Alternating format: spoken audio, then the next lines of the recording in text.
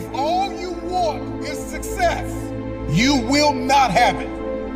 And so if all you want is the success, if all you want is a trophy, but you don't want a story, a process, if you don't want to be made into something, then you've already missed it. You've already failed. You've already tanked.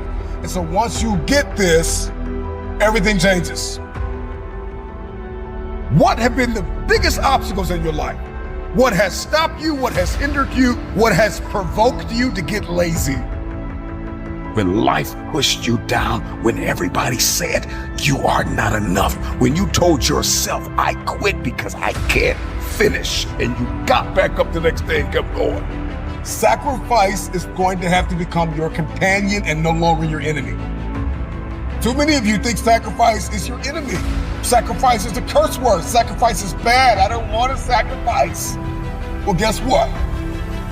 You cannot have success without process, without sacrifice. You cannot have it.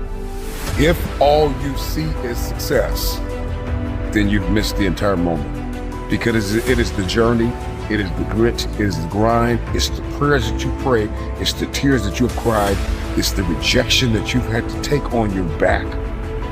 And so we all know these things that we've got to sacrifice oftentimes. Sometimes it's sleep, sometimes it's your relationship, sometimes it's those urges that we might get, and we got to sacrifice those urges, we got to sacrifice. Is it fear that we need to let go of? Is it unnecessary stress? Come on, is it those unidentified triggers? What is it? What hobbies do I need to let go of? What people do I need to let go of? What opinions of people do I need to let go of? What's wasting my time? And so when sacrifice becomes your companion, it is only then that you can begin to step into the process of what is required to climb mountains. Everybody wants to get to the top of the mountain, but nobody wants to climb. Sacrifice is going to build me.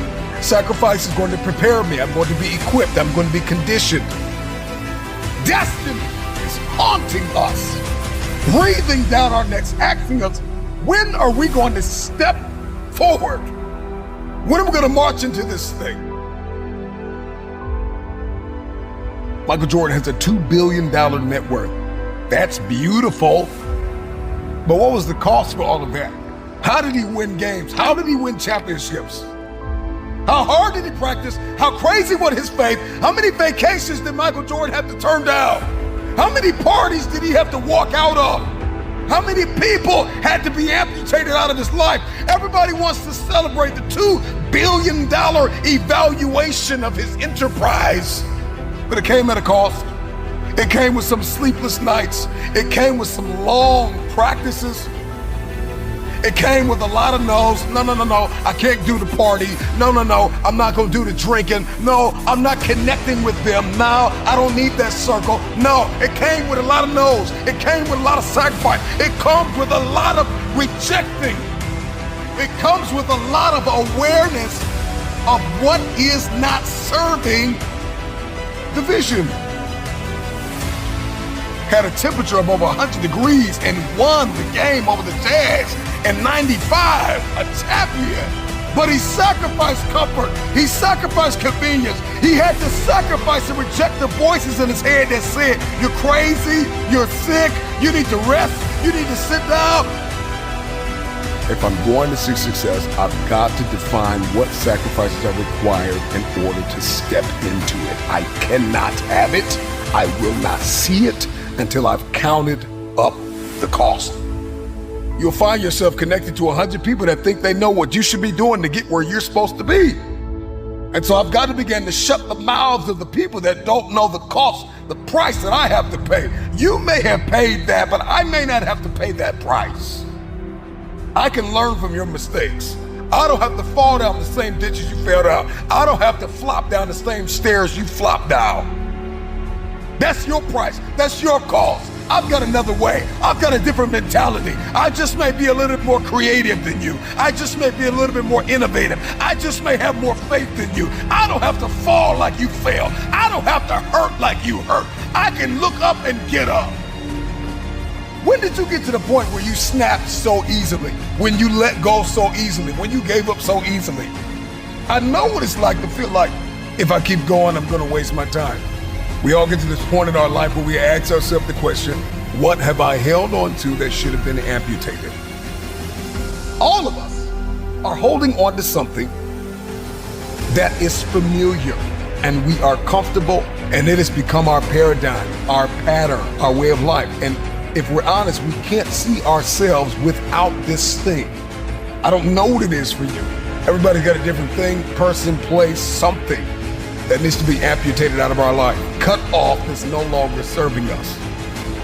And so my question to you really is, I know you have your eyes on success, the end game, the trophy, but what conveniences haven't we let go of that have become cancerous to us?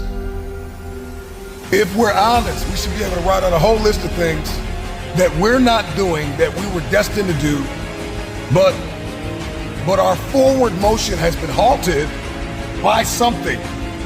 Are you willing to confess to yourself, what haven't you been willing to surrender? Why is it that you think what's killing you is helping you? You're bleeding out. You're directionless. You don't even have an idea where you are. And you're so comfortable, yet you're so annoyed because there's something deep down on the inside of you that knows that you're not where you're supposed to be. And so now we've got to start talking about the things that we need to sacrifice. What is it that needs to be amputated? That I thought was assigned to be an aid to me, that I thought was a help, that I thought was an assignment, is actually my assassin.